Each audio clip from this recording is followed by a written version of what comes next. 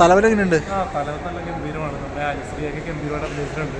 ഒരു psychological ത്രില്ലറാണ്, investigation ഡ്രാമയാണ്. നമ്മുടെ ദിനേശ് പോത്തനൊക്കെ അഭിനയിച്ചിട്ടുണ്ട്.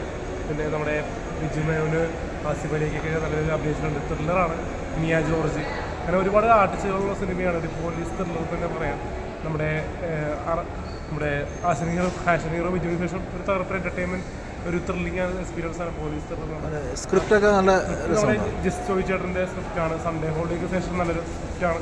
പുള്ളി ഫീൽ ഗുഡിൻ്റെ ആളായിരുന്നു.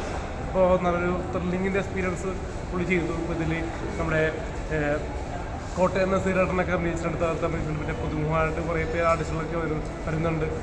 പിന്നെ ഫൈറ്റ് ഉണ്ടോ ഇതിൽ? ഫൈറ്റ് ഉണ്ടോ?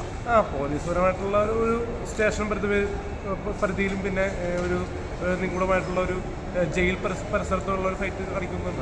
ഒരു അതിജീവനത്തിൻ്റെ കഥയാണ്. ഒരു CBI 5 കണ്ട പോലത്തെ ഒരു മോഡൽ, ഒരു ഇൻവെസ്റ്റിഗേഷൻ ക്രൈം മോഡലാണ്. ത്രില്ലറാണ്. Thriller crime. Thank U.